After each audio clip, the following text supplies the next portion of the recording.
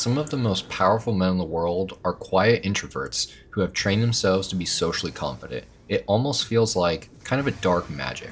Introverts have this innate ability to sit back, analyze situations, and understand people on a deeper level. But what we often lack is the ability to completely express ourselves. However, once you develop this skill, and yes, it is a skill, you become unstoppable in your career, your social circles, and your dating life. So, with tip number one, more words do not equal more confidence. Growing up, I was always that kid who never shut up and had to try and put my 2 cents into every conversation. I think I did this so that I could feel more significant to others, but honestly, I felt no significance from talking a lot. It wasn't until my early 20s where I started to learn more about who I was and became more quiet. The topic here, more words do not equal more confidence, to me is true from my experiences. Since I hit my 20s, I believe that I became naturally quiet, learning to observe more than speak from this, and I learned the truth. Confidence isn't about saying more words, it's about saying the right words with the right energy. We all know someone who overshares, nervously fills silences, or consistently boasts about their achievements. None of these people seem particularly confident. Instead, true confidence comes from controlled, deliberate speech. A great example of this is Andrew and Tristan Tate. Andrew speaks a lot, but Tristan, who speaks far less, is just as confident. It's not about word count, it's about delivery. And there are three things that help with this. The first one is to speak slower. When you take your time, people naturally want to hang on to your words. This also gives you more time to think more accurately and find the right things to say instead of quickly spitting out scattered thoughts that are bouncing around your head about that topic. The second one is eye contact. Confident people maintain strong eye contact, which makes them seem composed and in control. This is also another skill that is important to work with and work on, and luckily, you get to practice this just about everywhere, every day, because we all come in contact with people all the time. Focus on holding your eye contact longer.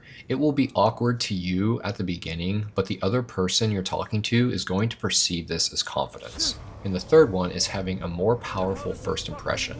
A firm handshake, a warm hug, or a strong presence in the first time and the first moments that you meet someone or introduce yourself sets the tone for how people are going to perceive you. After that, you can settle into your natural quietness, but the impact remains. A few professional tips that I have about handshakes are to always stand when shaking someone's hand.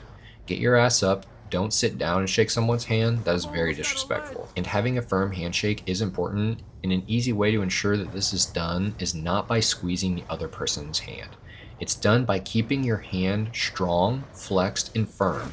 Then, when your hands meet, simply just cup your hand no more than 2 centimeters, and that is going to give the other person's feeling in their hand that your hand is strong with the shake and there's no squeeze. It's easy, don't overcomplicate it, just keep a firm handshake, cup the hand 2 centimeters, and you're good to go.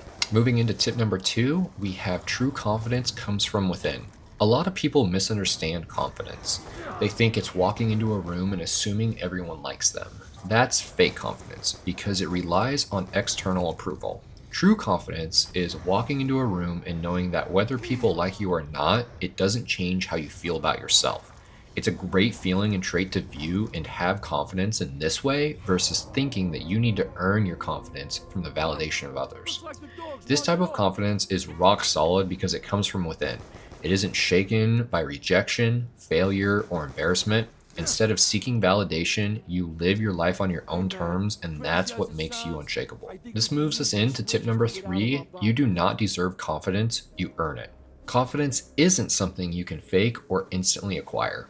Years ago, I thought I could just use confidence hacks like affirmations, power poses, and meditation, and I'd magically become the most confident guy in the room. But that's not how it works. Real confidence is built through competence. When you continuously prove to yourself that you can succeed in new and challenging areas, your brain starts to believe it. My journey involved 3 key areas: fitness, dating, and my career.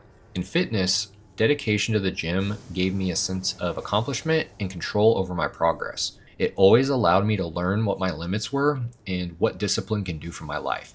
With dating, pushing myself to talk to women despite the fear of rejection helped me build social resilience. And also moving on from breakups instead of pitying them or looking down on them to take away my glow. In the career path of leaving healthcare administration to work and try different industries and businesses and putting myself into uncomfortable environments where I had to learn sales and communication. Each of these areas reinforce the simple truth. When you apply yourself and improve, confidence follows. If you feel stuck in life, it might be your time to change, whether that's a new job, a new skill, or a new challenge. Moving into tip number 4, we have powerful energy comes from body language. When I first started working out at the gym, I was in an environment full of confident, successful people.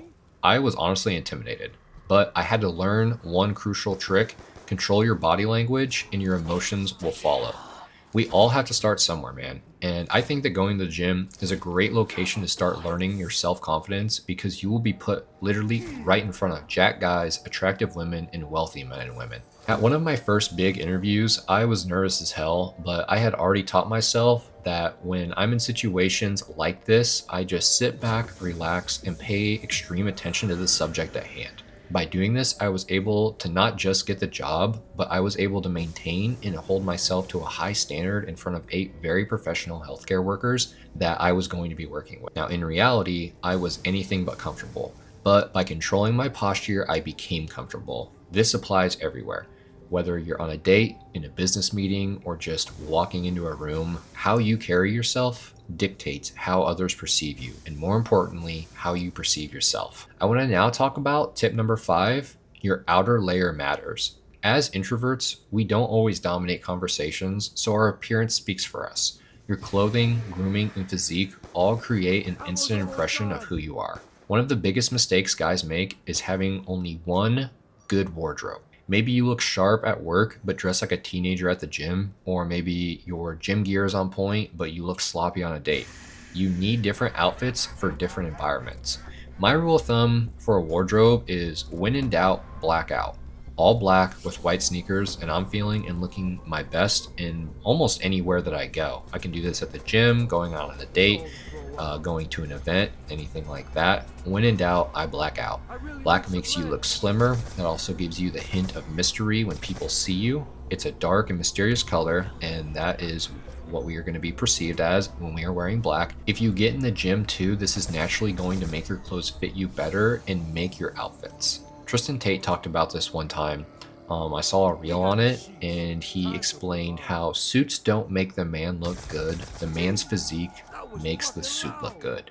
Makes sense, right? Now, speaking of mystery, this brings us into our 6th and final topic: embrace the mystery. One of the biggest advantages of being a quiet, confident person is that it creates an air of mystery. People naturally want to learn more about you. The best way to capitalize on this: focus the conversation back on them. Not only does this make you more likable because people love talking about themselves, but it also makes them more curious about you. They'll start asking more questions, wanting to peel back the layers like an onion. An easy way to do this is by asking questions instead of sharing your thoughts. And as they give answers, keep asking them new questions about their new answers. This is not only going to allow you to get to know them super well, but they are almost going to kind of trick their mind into thinking that you are actually super smart because you are so invested into listening to them speak. A personal rule that I follow is that I never volunteer saying the thing that I am most proud of. If someone asks me what I do, I don't immediately say, oh, I used to be a nursing home administrator, but now I work on YouTube channels and I learn about stocks and I work for my own detailing business.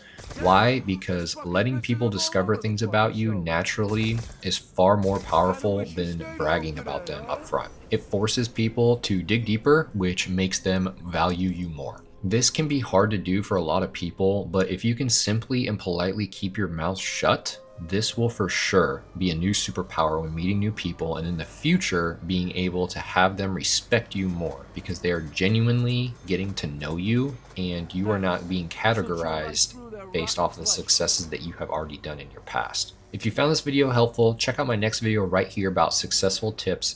And if you're new here, make sure to subscribe. I drop 2 new videos each week on Mondays and Thursdays. Talk to you in the next one.